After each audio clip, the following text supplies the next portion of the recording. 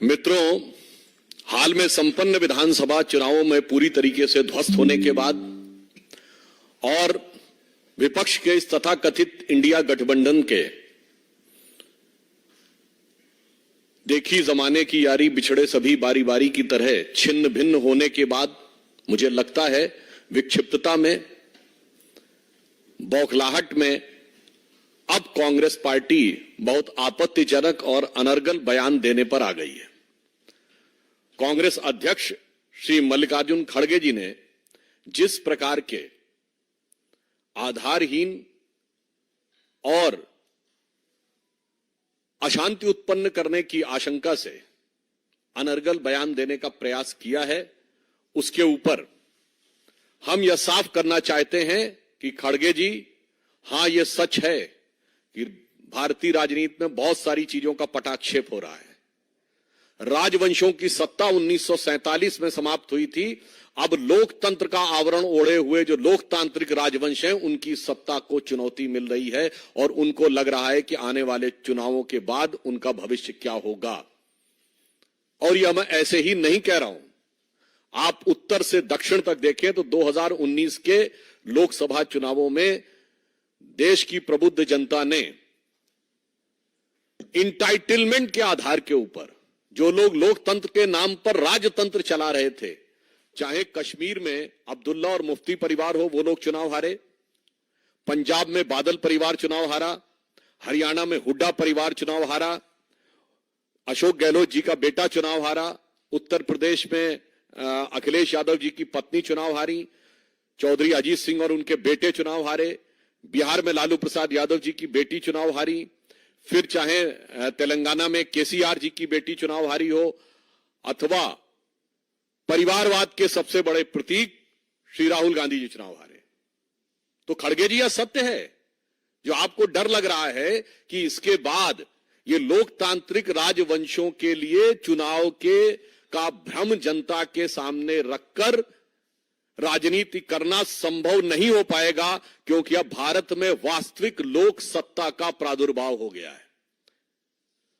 So what ever Shri खड़गे जी saying, it is real meaning is that those dynastic politics under the garb of democracy, which is continuing, which has been totally discarded by voter in the last election, now seems towards an eclipse, and the true emergence of true democracy is there in the offing, जिसमें भारत के सभी युवा और सभी मतदाता, जो प्रधानमंत्री जी ने कहा है, भारत का गरीब, भारत का किसान, भारत की महिला और भारत का युवा अपनी शक्ति के साथ उभर कर सामने आ रहा है।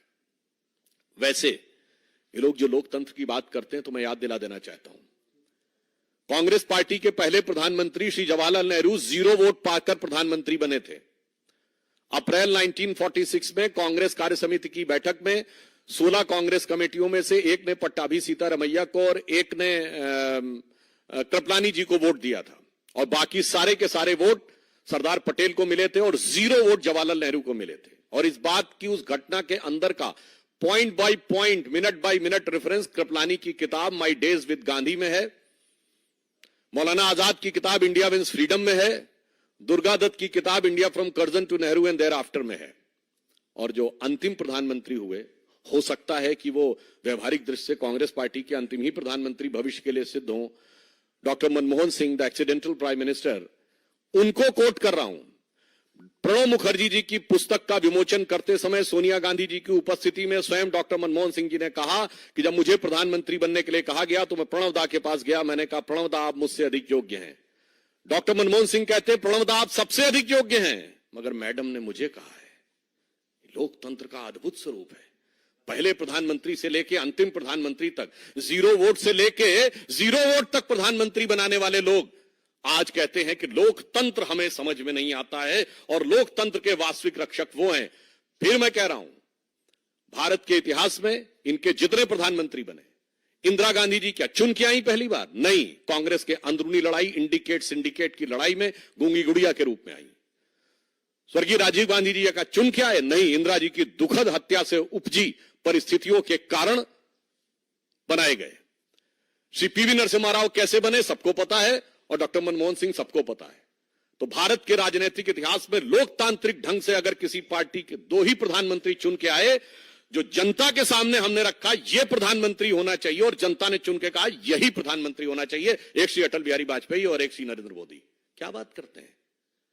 और जहां तक लोकतंत्र की रक्षा की बात है, तो जवाहरलाल नेहरू जी ने मजरूर सुल्तानपुरी को 2 साल इसलिए जेल में रखा था कि उन्होंने आर्टिकल लिख दिया था कि नेहरू जी की स्टाइल ऑफ फंक्शनिंग में हिटलर की झलक नजर आती है।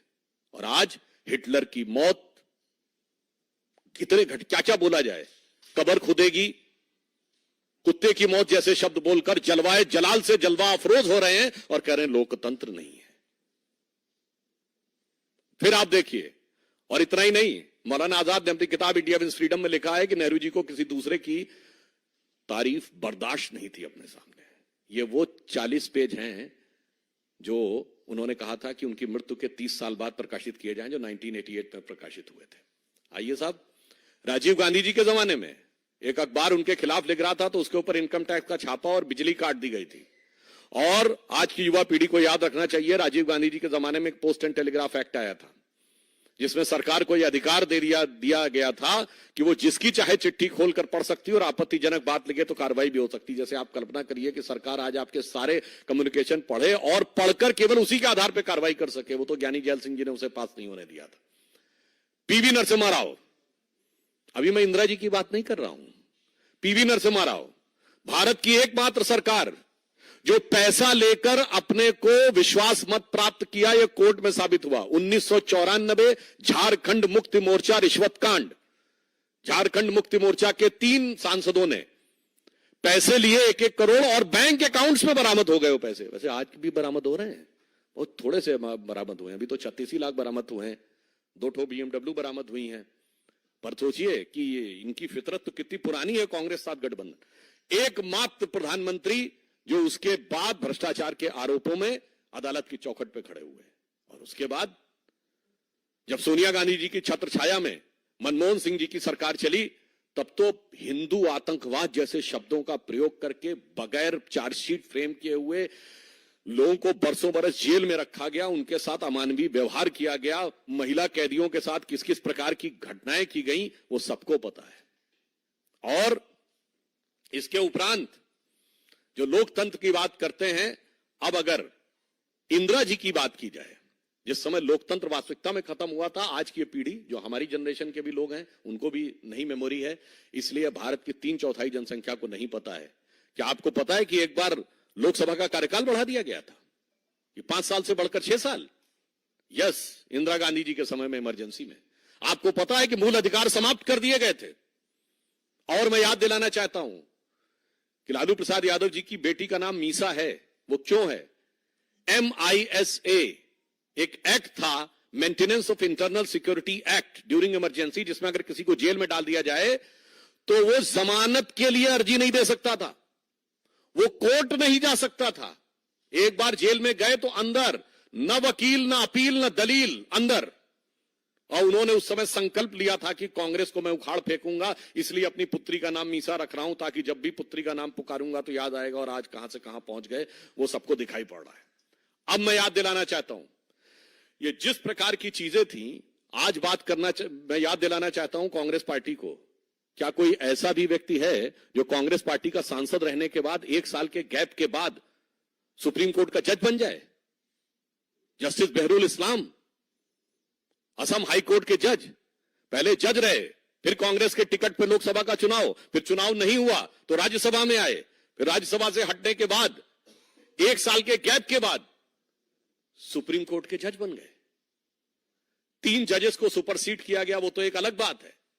मगर मैं ये भी बताना चाहता हूं कि उन्होंने अपने समय में क्या कहा था, ये क्या विचार था, ये केवल 10 सेकंड की क्लिप अगर आप सुने। Mr. Shah know what is happening in the political world? What are the forces at work which want to destroy a developing economy? Is a judge competent to decide that? Then why have democracy? Why have elections? Why have political people in power? ये किसकी आवाज है? श्रीमती इंदिरा गांधी जी की। और ये किस विचार से प्रेरित है, ये भी मैं बताना चाहता हूं। जिसको आप डेमोक्रेसी कहते हैं, मैं बताना चाहता हूं, Hitler addressed Reichstag on 26th of April 1942, and Hitler said, I expect the German legal profession to understand that the nation is not there for them, but they are here for the nation. From now onwards, I shall intervene and will remove from the office those judges who evidently do not understand the demand of the hour. और इंदिरा गांधी जी ने क्या कहा था? Parliament के floor पे कहा गया था कमिटेड जुडिशरी की बात, और यह कहा गया था कि जजेस को हमारी विचारधारा के अनुरूप चलना होगा। आज वो लोग कहते हैं डेमोक्रेसी। आपको पता है, नाजियों की एक बड़ी फेमस फिल्म थी ट्रायम्फ ऑफ द विल। 1934 में उसका मंचन हुआ नाजी पार्टी के कन्वेंशन में। उस मंचन के समाप्त होने के बाद हिटलर के राइट हैंड व्यक्ति रूडोल्फ हेस, जो बाद में अरेस्ट हो गया था, 92 में शायद उसकी डेथ हुई, उसने नारा लगवाया था, Hitler is Germany and Germany is Hitler. ठीक यही नारा छोटे मोटे नेता ने नहीं, कांग्रेस के तत्कालीन राष्ट्रीय अध्यक्ष देवकांत बरुआ ने लगाया, India is Indira and Indira is India. और आज तक कांग्रेस के किसी राष्ट्रीय अध्यक्ष ने उसके लिए माफी नहीं मांगी है, तो वो कांग्रेस का आज तक आधिकारिक बयान है। इसलिए जो लोग राजनीति में इस प्रकार की बात कहते हैं कि कौन डेमोक्रेसी की बात कर रहा है, तो मैं एक और चीज कोट करना चाहता हूं। मार्गरेट अल्वा जी कांग्रेस की सीनियर लीडर रही हैं। उन्होंने किताब लिखी है courage and commitment and autobiography, जिसमें उन्होंने कांग्रेस की शीर्ष नेतृत्व लीडरशिप का नाम लेते हुए कहा है कि द टॉप लीडरशिप के लिए they functions in an absolutely arbitrary manner and supports corrupt anti national activities and the nexus. तो आपके नेता के बारे में कह रहे हैं। और नटवर सिंह ने क्या लिखा है, one life is not enough. PV Narasimha Rao की किताब द इनसाइडर। अरे क्या क्या सुनेंगे भाई। तो मैं साफ बात कहना चाहता हूं, यह सच है, जो आर्बिट्रेरी अधिनायकवादी शक्तियां थीं, उनके हाथ से अब सत्ता को निर्णायक रूप से जाने का समय आ गया है। और यह साफ दिख रहा है। वहीं श्री नरेंद्र मोदी जी के नेतृत्व में भारत एक नए स्वरूप की तरफ आगे बढ़ रहा है, जहां पर कि 44 करोड़ लोगों को मुद्रा योजना के तहत लाभ मिला है, जनधन योजना के 50 करोड़ अकाउंट बने हैं, 4 करोड़ गरीब लोगों को आवास मिला है, सत्ता में सबको सम्मान, सबको स्थान मिला है। वैसे एक और बात बता दूं, भारत के इतिहास में एक ही प्रधानमंत्री हैं, श्रीमती इंदिरा गांधी जी। कोर्ट ने जिनको करप्ट प्रैक्टिसेस और माल प्रैक्टिसेस के लिए दोषी साबित कर दिया, उसके बाद उन्होंने कोर्ट के निर्णय को रौंद दिया। और एक ही बार नहीं रौंदा गया, 2 बार रौंदा गया। 1985 शाहबानो केस, कि जब लगा सुप्रीम कोर्ट शरिया के खिलाफ जा रहा है, तो Supreme Court has been trounced by the brutal majority in the parliament in favour of sharia, and this was a secular state. वरना दुनिया में कोई एक सेक्युलर स्टेट का उदाहरण बताएं जहां शरिया सर्वोच्च न्यायालय से ऊपर हो। इसलिए मैं बताना चाहता हूं, और एक और बात बता दूं, इंदिरा जी के खिलाफ जो चुनाव लड़े थे राजनारायण जी, वो संयुक्त सोशलिस्ट पार्टी के थे, संसोपा जिसको कहते थे। वही तो पिछड़े वर्ग के आरक्षण की बात कहती थी, उसके तो खिलाफ खड़े थे। अब आज आप कहते हैं गणना करवाएंगे। जब हाथ में सारी सत्ता थी तब तो कुछ किए नहीं, तब तो सदैव विरोध में रहे, और आज आके कहते गणना करवाएंगे। इसलिए मैं अंत में कहना चाहूंगा कि खड़गे जी ने एक और जो गंभीर बात बोली है, वो मैं सारे करोड़ों देशवासियों से कहूंगा, इसको गंभीरता सोचिए। उन्होंने कहा कि हम गुलाम थे, और कहते हैं कि तुम लोग गुलाम के भी गुलाम थे। ये गुलामी की मानसिकता है। आप कह रहे हैं कि हम दुनिया के एक विचित्र देश बताए जाते हैं कि जो 1000 साल तक गुलाम रहा, फिर भी जो समाज में विकृतियां आई, समस्याएं आई, उसका कारण शासक वर्ग नहीं था, हम थे। ये कौन सी गुलामी की मानसिकता है भाई? आप खुद सोचिए ना, मतलब हम खुद मुख्तार गुलाम थे, मतलब गुलाम भी थे और डिसाइड हम कर रहे थे। जो हमें काट रहे थे, जो हजारों की खोपड़ियों का ढेर बना रहे थे, जो बंगाल फेमाइन में हमको मार रहे थे, वो जिम्मेदार नहीं थे। जो कट रहे थे, मर रहे थे, भूखों मर रहे थे, वो जिम्मेदार थे। 1000 साल में समाज में जो आया, कांग्रेस इस गुलामी की मानसिकता का प्रतिनिधित्व करती है। इसीलिए मैं कहना चाहूंगा कि अब वस्तुस्थिति यह है कि जो हम किसी जमाने में कहते थे ना, उगा सूर्य कैसा कहो मुक्ति का ये उजाला करोड़ों घरों तक न पहुंचा, मोदी जी के आने के बाद उस करोड़ों घरों तक पहुंचा है। अब कांग्रेस की इस गुलामी की मानसिकता के लिए जो अंग्रेजों ने दी थी वो आज तक उनके दिमाग में है। तो कहना चाहता हूं ना, संयम व्यवस्था न एकात्मता है, भरी है अभी तक मनों में गुलामी, वही राग अंग्रेजियत का पुराना सुनाते बड़े लोग नामी गिरामी। बहकती मदिर जिंदगी की लयों में अभी मुक्ति गायन स्वरों तक न पहुंचा, उगा सूर्य कैसा कहो मुक्ति का ये उजाला करोड़ों घरों तक न पहुंचा। मतलब अभी भी बहकते कदम हैं, स्वतंत्रता का, मुक्ति का वास्तविक गायन उनके कान में नहीं पहुंच पाया है। इसलिए यह सच है कि गुलामी की मानसिकता से इस देश को मुक्त करने का निर्णय जो देश की जनता ने लिया था, I am quoting again, on 18th of May 2014 the Sunday guardian of London, जिन्होंने हमें गुलाम बनाया, उनके अखबार को कोट कर रहा हूं।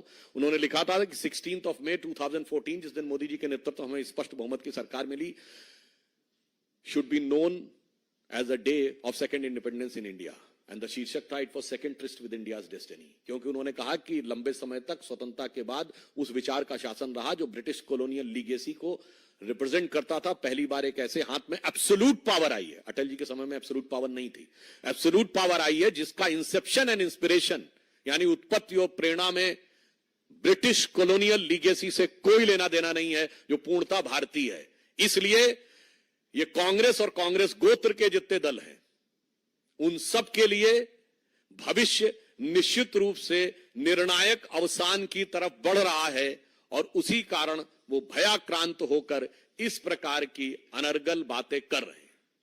और एक बात और कहना चाहूंगा कि अभी जो कुछ झारखंड में चल रहा है, आपने देखा कि थोड़ी मात्रा में धन प्राप्त हुआ है, क्योंकि उनके लिए 36 लाख बहुत थोड़ा सा है। अज्ञात स्थान से लोकतंत्र का संचालन हो रहा है। मतलब आप सोचिए कि नॉन ट्रेसेबल चीफ मिनिस्टर, कैसी डेमोक्रेसी की रक्षा हो रही है। और वो कह रहे हैं हम डेमोक्रेसी की रक्षा करेंगे, और ये वही है जो 1994 में कांग्रेस का साथ दिए थे। झारखंड मुक्त मोर्चा रिश्वत कांड, 350 करोड़ कांग्रेस के सांसद के यहां से बरामद हो चुका है। भाई, इतनी हकीकत सामने आने के बाद फिर यदि आप कहते हैं कि आप लोकतंत्र की रक्षा करने की बात कर रहे हैं, तो देश की प्रबुद्ध जनता समझती है। मगर इस तथाकथित इंडी गठबंधन की हालत देखिए। पहले उत्तर प्रदेश में मायावती जी ने कह दिया हम नहीं रहेंगे, पंजाब में केजरीवाल जी ने कहा हम नहीं रहेंगे, राहुल गांधी बंगाल के दरवाजे पहुंचे तो ममता जी ने कहा हम भी नहीं रहेंगे, वो बिहार के दरवाजे पहुंचे तो पता चला गठबंधन ही टूट गया और नीतीश जी एनडीए में आ गए। तो मैं on the lighter note Congress के लोगों से कहना चाहूंगा कि श्री राम जन्मभूमि की प्राण प्रतिष्ठा के मुहूर्त पर वो लोग बहुत सवाल उठाते थे, तो मैं उनसे कहूंगा जरा राहुल गांधी की यात्रा किस मुहूर्त में शुरू की थी, जरा किसी योग्य ज्योतिषाचार्य से इस बात में विचार कर लें, क्योंकि जहां जहां चरण पड़े राहुल के तहता बंटाधार होता चला जा रहा है। तो मैं अंत में इस इंडी गठबंधन के लिए कहना चाहूंगा कि भाई, अब जितने भी चेहरे लगा लो, ये भ्रष्टाचार तुष्टीकरण छुपने वाला नहीं है। तुम चाहे जात बिरादरी की बात कर लो या लोकतंत्र खत्म होने का झूठा प्रपंच कर लो, तुम्हारे घर की हकीकत नहीं छुप सकती, क्योंकि अब जनता आपके चेहरे को देख रही है। तो ये पंक्ति के साथ समाप्त करता हूं जो इंडी गठबंधन पर लागू होती है कि अब जो चेहरे से ही जाहिर है छुपाएं कैसे, अब जो चेहरे से ही जाहिर है छुपाएं कैसे, तेरी मर्जी के मुताबिक नजर आए कैसे, घर सजाने का तसव्वुर हुआ बात की बात। मतलब चेयरमैन और कोऑर्डिनेटर छोड़ो, घर सजाने का तसव्वुर हुआ बात की बात, अब तो मुश्किल है कि इस घर की हकीकत को छुपाएं कैसे। 350 करोड़ से लेकर 36 लाख तक दिख रहा है। धन्यवाद।